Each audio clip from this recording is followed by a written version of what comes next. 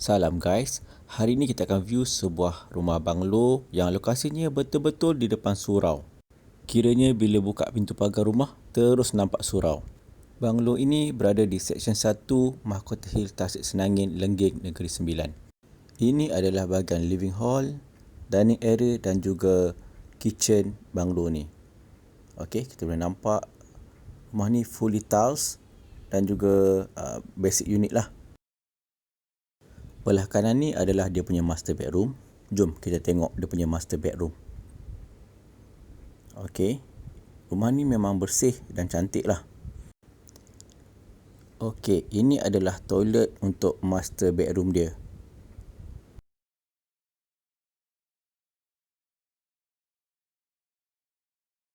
Banglo ni dia ada 4 tambah 1 bilik dan 2 toilet.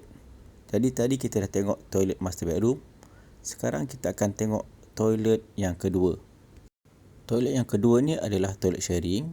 Dekat luar dia ada sinki dan ini adalah toilet yang kedua lah. Dalam ni pun ada sinki dan juga toilet bowl semualah. Ini adalah bilik yang kedua. Bilik ni agak luas juga.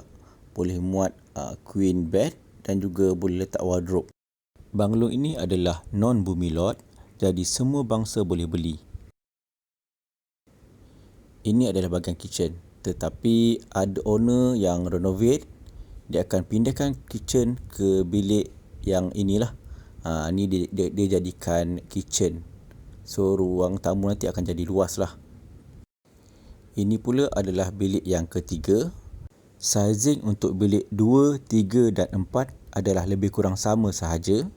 Untuk sizing tanah, dia adalah 4,000 square feet dengan bukaan 50/80.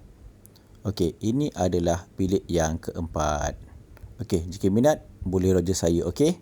Sekian, terima kasih.